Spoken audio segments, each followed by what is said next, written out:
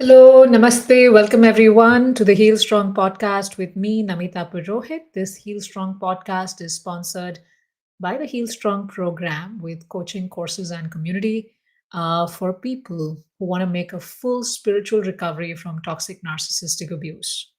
And in today's podcast, we're going to talk about how to emotionally detach from a narcissist. And as I was preparing for this today, I was reminded of, um, witnessing a life. And I'm still witnessing that person and their life. But, when I was 15 and 16, and when I started understanding relationships and marriage and stress and emotions and things like that. Um, and there was this amazing lady I knew. um, our family, we knew some people like that, and she was in a very amazing career, doing really well, and seemed like a very happy family with two kids and the husband and a joint family, and everyone seemed to be getting along really well. And I knew she was a great family friend and things like that, and until I started seeing her confide um, in some of our other family friends whom we knew really well. And I used to be around in that house a few times, and she thought I was close to, and she would talk to me as well. Um, and I figured that this extremely intelligent woman, extremely high achieving woman, doing really well in her job, in her career, earning really well, managing, at least an organization of 400 people under her. And she was very troubled by her husband's behavior off and on. And he would misbehave with her, he would insult her, he would abuse her, give her the silent treatment if she just didn't do something that he wanted to do in his way. And when she would come back, and then she would try her best, she would cry, she would feel terrible about herself that she's not good enough, and she's causing so many she's causing him to be angry all the time, and she's the cause of his anger. And then after a few days, she would keep trying to make up and plead with him and beg him to start talking to her again. And then he would say, yeah, I'm sorry.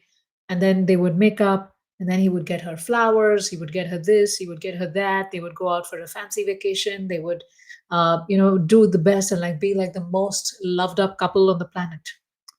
And then one day she found a hotel receipt in his bag, and she was able to trace that he was enjoying in that hotel room with his secretary.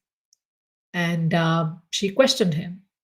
And then again, he said no, and he said, no, I didn't do it, and things like that. And she believed him, because sometimes it's you want to believe them. Because if you don't believe them, then what do you do with that new reality that you're faced with? How do you face all of that? And how do you start living your life again? So she would believe him, and then she would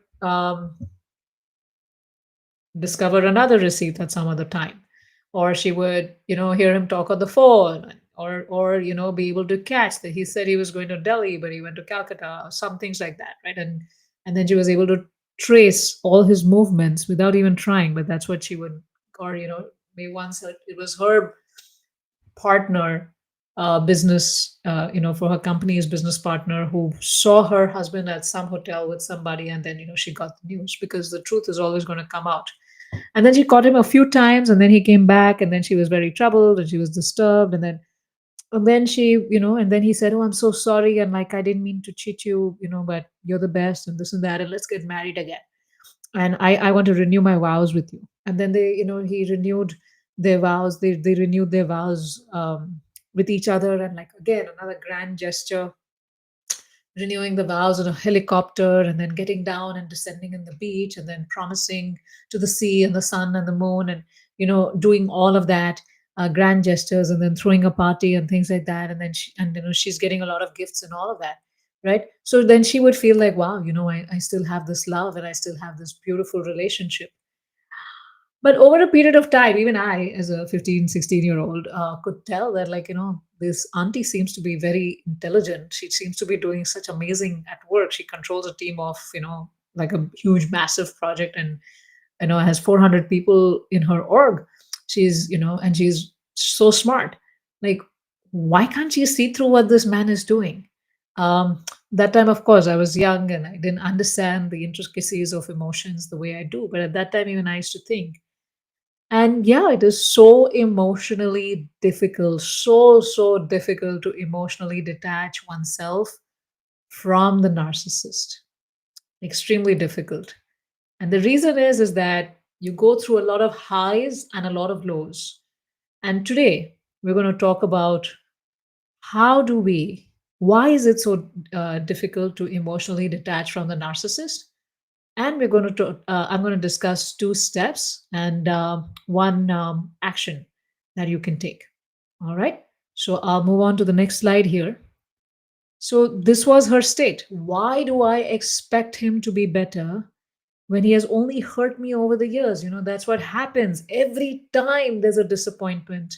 You remember all the times that they have disappointed you, all the times that they have misbehaved with you, and all the times they haven't been come truthful, they've manipulated and things like that, and you've seen through it, and you bang your head and you wonder, you're upset with them but you're more upset with yourself, like, why do I keep giving them chances when they've only hurt me over the years? And this is true even for men, that, oh, she keeps disrespecting me. I do these, and we just had a case. I've been reading about it, about this man who was so madly in love with his wife and so dedicated to her, and he was his merchant navy officer, and then he used to send gifts for her and do this and do that, and then the night before they're dancing together, and the next day she kills him because she wants to enjoy with her boyfriend, who who looks pretty lost himself, right? But I'm sure he went through all of these cycles too, of her disrespecting him, of her not paying heed to him, of her troubling him, and then again they're falling in love, and then he's getting her gifts, and then and then again this is happening. And I just had a client write to me today, a male client who's part of getting coached by me right now on the Heal Strong program, and he wrote to me that, yes, I have the trauma bond.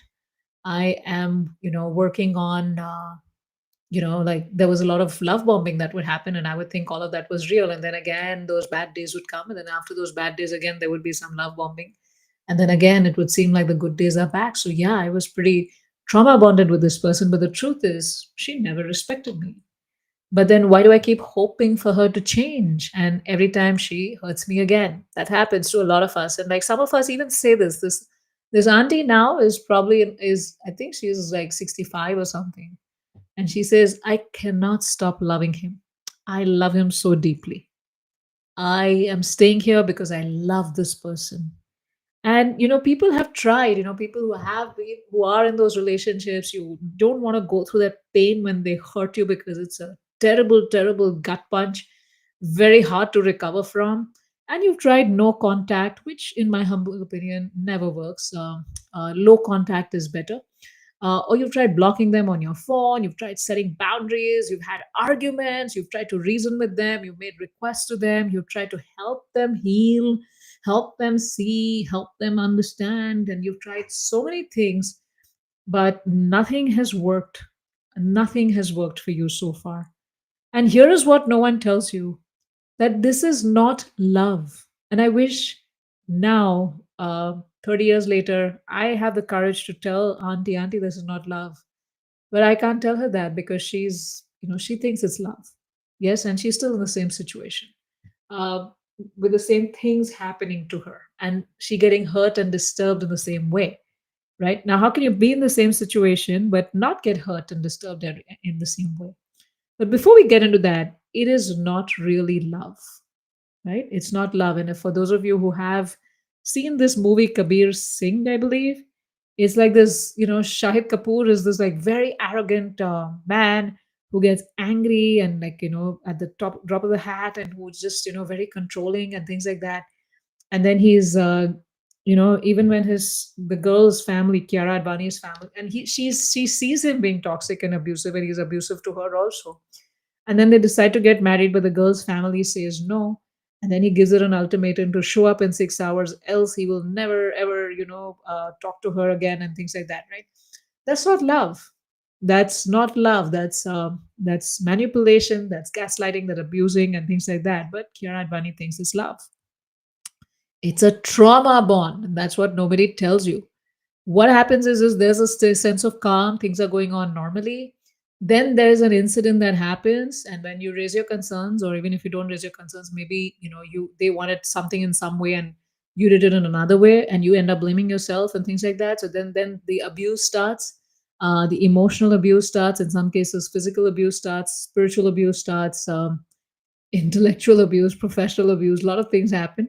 Then an abusive incident happens. And then after that, while you're recovering from that abusive incident and you're like questioning your sense of reality and questioning yourself as to why do you trust them again and things like that.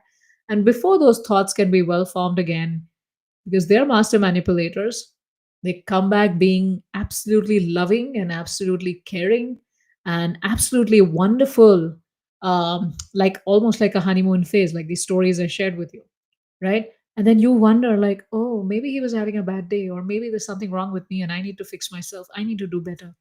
Or maybe, I went wrong somewhere, or maybe it was just the planets were not doing very well at that time, right?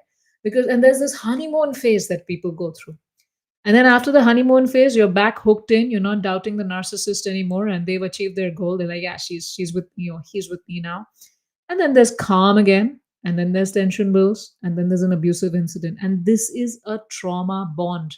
Now, why is it difficult to come out of this? And why is it difficult to be emotionally detached from a narcissist? Is because you have a hormonal bond going on over there. And I'll explain that to you. So when you argue, there's a rush of cortisol in your body, gets you excited, followed by the release of oxytocin and dopamine, which are like feel good hormones when you make up, right? And then it can wrongly lead you to believe that you're in love, right? So you're constantly going through these highs and lows of emotions. And it's almost like you get addicted to the highs and the lows and the highs and the lows, because when there is that love bombing and where is that honeymoon phase, it's just fantastic. It's grandiose. And you get completely hooked and completely bombed over there. And at a hormonal level, you start craving that dopamine rush, and that's what happens to you, and it almost becomes like an addict, right? So very difficult to overcome. But then when you go down again, you lose your sense of self. And because you've stopped your thinking brain now, because you've gone through this rush so many times that you're craving for that high again, you're waiting for your partner to love you again, right? That's what starts happening. And then you get the silent treatment, and this is a trauma bond, right? And therefore it becomes very difficult to emotionally detach from the narcissist.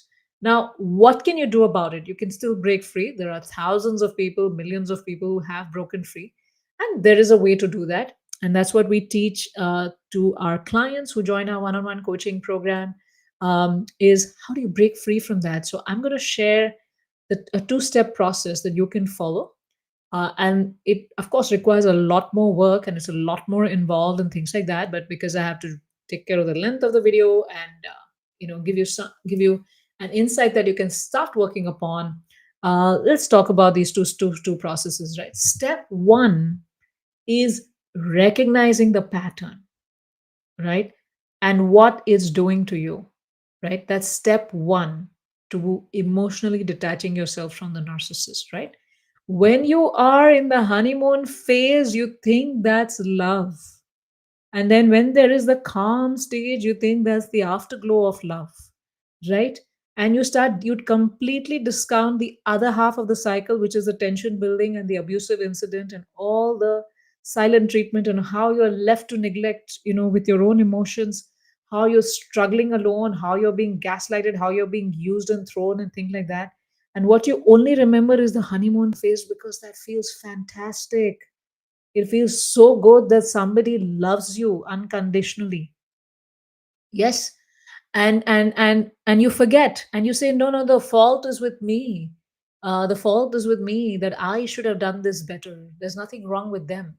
And you gradually lost your sense. One thing is, we have some vulnerabilities because of which we were not able to spot them. Doesn't mean we deserve to be abused. And the second thing is that as we continue being in the cycle, we lose our sense of worth, we lose our sense of esteem, and we keep going down and down and down. Now, step two is to learn how to love yourself. What's happening is because you're so attached to them, and the reason you get so attached to them is because without them you don't feel loved. It's only that one stage of the love bombing, which probably happens once in a few years, or that honeymoon phase. You actually feel loved. You feel enlivened. You feel excited. You feel energized. You feel happy, right? And then when it's not there, you're craving love, and then you're constantly pleading with them to love you. And it's a perfect relationship actually, because they thrive on you craving them, and you thrive on them giving you that love sometimes. Yes, you're never going to get it all the time from them. It's always going to be a roller coaster. And the reason you're unable to emotionally detach yourself is also that you're looking for love, and you have forgotten, you're disconnected from your own self, and you have forgotten that you are here to love yourself. You're here to take care of yourself, and you've forgotten that completely, right? So, step one is recognizing what's happening and what it's doing to you, to your mind, to your body, to your work. Imagine how it's impacting your professional growth. If you're running a business, imagine how that's affecting your business. Imagine if you're trying to grow in your career, imagine how much energy is being expended in this whole thing, roller coaster, every single day, which you could have used towards propelling yourself, keeping your sanity and propelling yourself and your career growth, right? So, step two is to learn how to be love for yourself, to be self partnered, which is to honor your needs and feelings, to take care of yourself, to be there for yourself, to honor your aspirations, to celebrate yourself, to be there emotionally supporting yourself and not waiting for them to come to you, but to learn how to support yourself in a proactive way, in an adult way when you are feeling low. And to have your eyes on the prize, which is your identity, your aspirations, your duties, and what you want to leave in this world, right? And the way to be self partnered is to honor your needs, honor your feelings, honor your being, honor your aspirations, work at yourself at the five layers of your being, which is your physical body, energetic body, emotional body, intellectual body, and spiritual body. Take care of yourself, and also means doing your duties well. Self partnering does not mean being selfish. Self partnering means taking care of yourself and doing things that are related to your identity, right? So, nurturing yourself, taking care of yourself is very important. And you do that because not in a hedonistic way, not in a way in which that is, oh, I'm so important, look at me. That's not the way it is. It's coming from a place of humility. That yes, I am unconditionally lovable because God loves me unconditionally, and because God loves me, I love myself, right? And when I love myself, which means I nurture myself, and I love God means I want to be of service to God. So let me nurture myself in service to God so that I can be God's instrument in this world in doing what I need to do and what God wants me to do. Yes. So this self-partnering, this self-loving needs to be from a place of spiritual consciousness in connection with God. So once you become solidly self-partnered, it becomes easy to emotionally detach because you're not looking for that drug anymore that you get sometimes from them, right? And the memory or the past memories of being love bombed and feeling so special, you realize that was not real. That was a person just manipulating you. So those memories come back, and then you want to go back to them for that, high again. But you have to remember that high, you can give it to yourself every single day, and the high that they gave you was all false because it was based on just manipulating you. Yes. So, step one, understand what's happening. Step two is learning how to be self partnered and self loving. And when you truly start loving yourself and taking yourself care of yourself with a lot of respect, and from God's point of view, you're able to spot when somebody is mistreating you. You're able to spot when somebody is manipulating you, or if somebody is being narcissistic, or somebody is just trying to take advantage of you and do use and throw. Just happened to me this weekend. Someone is, been doing that to me for a month, and I've just been kept my boundaries and staying focused on my work. But on Sunday, I had to call them out that, hey, you're not making any sense to me. The way you're behaving and the way you're dealing with me, it's absolutely atrocious. And I'm surprised that you can't even see anything wrong in your behavior. So I mean, I had to call them out, and that's why I did. Usually, I avoid calling out because it's a waste of our time because they're not going to learn. But in this case, I had to call them out because I had to set a boundary. But usually, I set my internal boundaries and I move along. Yes. So when you are self-partnered, when you're self-loving, you're able to spot those signals much sooner, and you're able to protect yourself, and it helps you become emotionally detached because you learn how to be attached to yourself and attached to God and attached to the other loving people around you.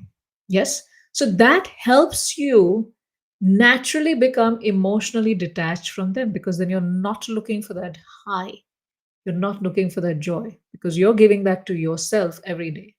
And this is not a coping mechanism that, oh, because I don't have a partner to love me, I have to learn how to love myself. No, even if you have a partner to love you, a good relationship is between two people who are emotionally, uh, physically, mentally, they're self partnered. They know how to take care of themselves. Then the relationship can be beautiful and they can do beautiful things together. But if we're both here and we're like, yeah, you take care of my need, you can take care of my need, it's like crabs, we keep pulling ourselves down. But it's when you have two self partnered people, they're able to grow and they're able to do so well. So every relationship requires us to be self partnered to really experience its true beauty, and more so when you are with a narcissist, so that you can be sane and you can be emotionally detached. Now, once you do these two things, you don't have to remain emotionally attached to them anymore. You can focus on your goals, you can focus on your career, your business, you can grow to the heights that you want to grow, to your full potential. We coach leaders, we coach high performers, and we coach high potentials who tend to have some of these difficulties in their life, even while they may be doing amazingly professionally, but then this kind of brings them down. So that's what we try to do. And also, within step one and step two, true detachment requires more than just mindset shifts and knowing that I need to do these two things. You also need transformation at every level so that you can follow those two things really well, which is like, a stepwise program, which we give at Heal Strong, learning how to heal your body through Ayurveda, clearing up your relationship karma that keeps making you go back to that pattern over and over again, chakra work, guided trauma release meditations that we do, one on one coaching, and a supportive community. And that's what I have created with Heal Strong. And what makes it a great solution? Because you have all of these things that I just mentioned in the coach team, right? So it's me, Namita Purohit, along with two dedicated coaches on my team for Heal Strong, which is Poonam Batraji and Sangeeta Goyalji. And they are amazing. They know this full method of how to help clients. They follow the Heal Strong method to help their clients, help our clients who come to us. And I follow it too because I created the method. And we've helped so many different people. We understand emotional abuse, we understand toxic abuse, we understand what it is to be, we're all professional women, had great career working careers, running our businesses and things like that, and we understand how all of this can bog us down, right? And we've helped 100 plus leaders and high achievers like you in making a full spiritual recovery from toxic narcissistic abuse. And most of them have chosen to still stay married. So we don't get into the divorce part, or whether they should stay or not. We're not doing that because that's not related to you growing. In your, that's not related to your own growth and your own healing. So we stay focused on that, and we help you. And the Heal Strong method is a 5 step clear method that all of us follow, which is first is the reveal stage, understanding how this abuse is impacting you. And I know you've watched a lot of videos, but we give you a system, a stepwise process by which you can clearly see what all is being done to you and how it's impacting you at a physical level, mental level, emotional level, and so on. Yes. And the second stage is the peel stage. Because of staying in that abuse for so long, our personalities have changed. We become weaker, we've lost our sense of self, our hope, our energy, and plus we had some vulnerabilities because of which we were easy targets for them. So how do we recognize and see those things, right? So the exercise I was telling you one of my clients did, he just did the peel stage exercise and he sent it to me. And he's been watching a lot of my videos and other videos on YouTube for more than 2 years. But just doing the exercises that we give them, it kind of makes it hits home, and it kind of shows them in a very structured manner about like what truly is happening and how it's impacting them, right? And we give our clients courses also for each of these stages. And then there is our proprietary signature method developed by me, which is a 5 step healing process. So within number 3, we have 5 steps of healing that happen that need to be done. So you don't have to go to different people for different things, like for a chakra person, an Ayurveda person, this person, that person. That whole 5 step process within 3 is with us, and all of us follow that in helping our clients go through that in one appointment. Yes. And then once you've understood the situation, you've understood, what changes have happened inside of you and what you need to make, you've healed yourself with the process, it becomes very difficult to deal with that. Whether it's emotional detachment, sending boundaries, parenting with them, making plans with them, whatever you need to do, right? Becomes very easy. And you also live your life with zeal, because the purpose of your life is to not navigate the narcissist every day. You were born for something bigger, you were born for something important, right? And a lot of times we lose sight of that and we just get busy in navigating with the narcissist. But we help you connect back to that. Throwing some trash here. We help you connect back to that, and we help you live a life of zeal while doing your collective duties and responsibilities that you have towards your family. But you learn how to live a life of zeal. So yeah, your transformation is from here to here. And no matter where you are in your journey, whether you are single and you're stuck in toxic patterns, attracting toxic people to you, or you're divorced and you're rebuilding your life, or you're co parenting with a narcissist, or you're married in a toxic situation, we help you have a bright future, which is you get your sense of peace and calm, and you operate at your full potential and imagine what that would mean for you in your life, right? Where you're living with zeal, thriving with passion, waking up excited, and you are doing so much good for yourself and so much good for the society around you as an instrument of God. And the choice is you can stay stuck, unable to tap into your full potential, and make your entire life busy with just dealing with the narcissist and going through the roller coaster with them. Or you could come join us with for one-on-one coaching with me and my team, overcome your vulnerabilities, heal yourself, and live your best life. So if you're ready with the next step, you can enroll today for one-on-one coaching with me or one-on-one coaching with my team. You will find links in the description below, and I'll see if I can get a QR code on here as well. Yeah, we got it here.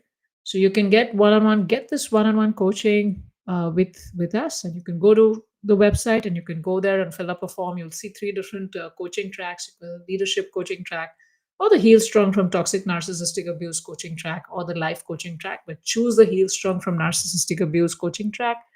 Go through the program details, and depending upon the level of support you want, you can choose between coaching with my team or coaching with me, and you can fill up the correct application form, and we will help you. So, having said that, and having shared this with all of you, I'll close my video now. And as I close my video, I want you to remember that to emotionally detach from the narcissist, you need to do 2 things. One thing is, first, recognize what is happening and how it's impacting you. It's not love, it's manipulation. And what you're experiencing is a lot of it is not love. I'm sure there's genuine love that you feel for them, but a lot of it is not love. It's a lot about the whole hormonal changes that are happening inside of you. So recognizing that and how it's impacting you and your mind and your health and your career.